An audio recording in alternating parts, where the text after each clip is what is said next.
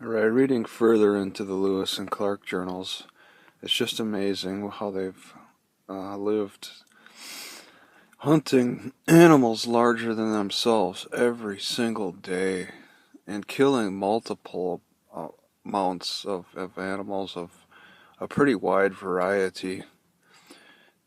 I mean, they would shoot deer every day, elk, ram, goat, beaver, bear. Bear were fascinating. There was the area around the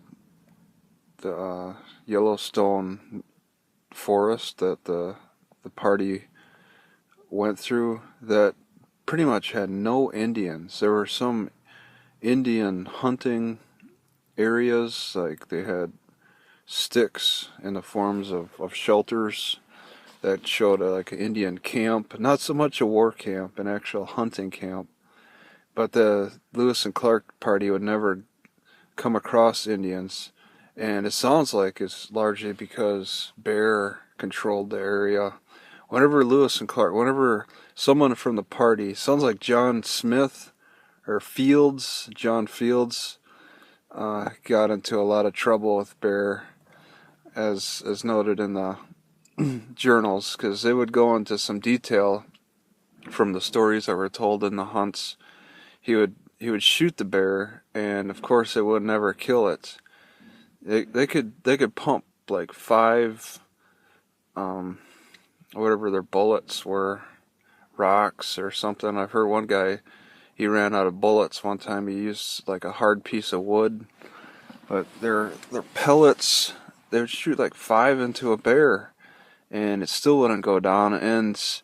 And more than half the time, the bear would start chasing after the hunter, and they'd be forced to run for their lives into the forest, yelling, trying to get the other party members to help out and shoot the bear, because it takes time to reload.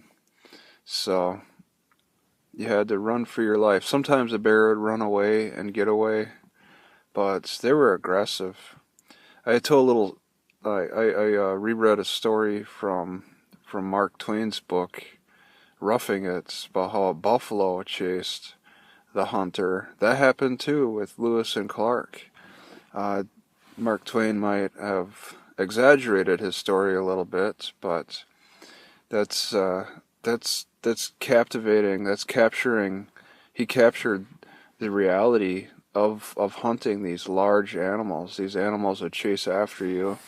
A lot of times they would just get enraged, and the bullets, I guess, weren't that effective on the first shot.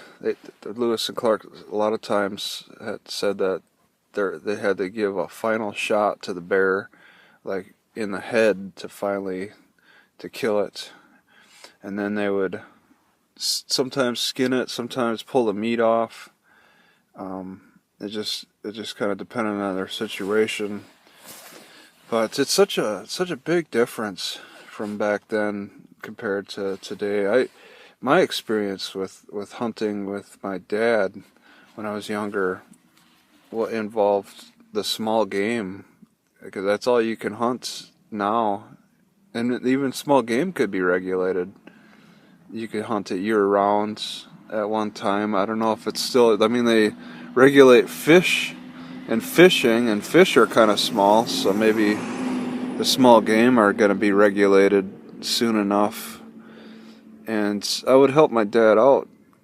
I didn't even need to carry a gun, really. It was just kind of, we walked into the forest, he'd tell me to go stand close to a tree, which would scare the squirrel to his side.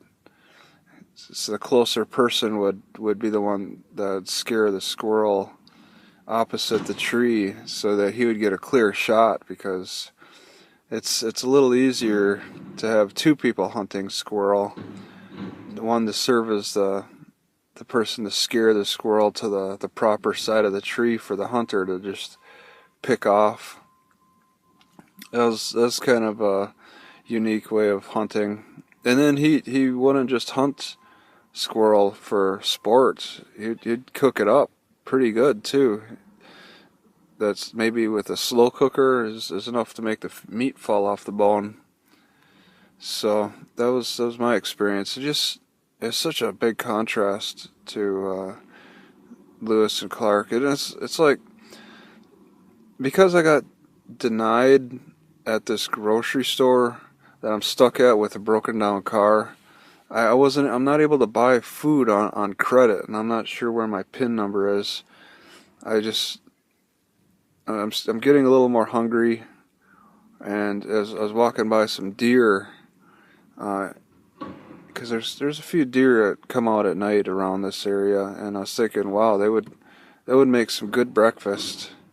And I walked pretty close to them, and it was like, if I had like a bow and arrow or something, maybe I could consider killing them. But it's just not this.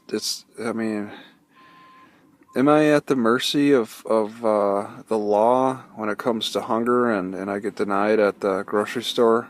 I can't. I don't want to steal from them. There's still the option of, well, the garbage man. You hear the garbage man just kind of pass by. I think he just emptied the garbage behind the grocery store. I was thinking about looking in the garbage bins, because I actually saw somebody look in them. And I actually took a peek after he looked, and I saw there were elements of food. It's like I'm limited to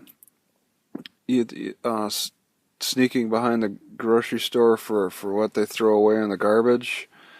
Maybe trying to steal. I don't have any weapons to kill these deer, but that would be nice to consider. And then there's a food bank that'll be open today. I want to check out, get as much as I can. I don't want to give in to their sugar chemicals, but I'll take as much as I can.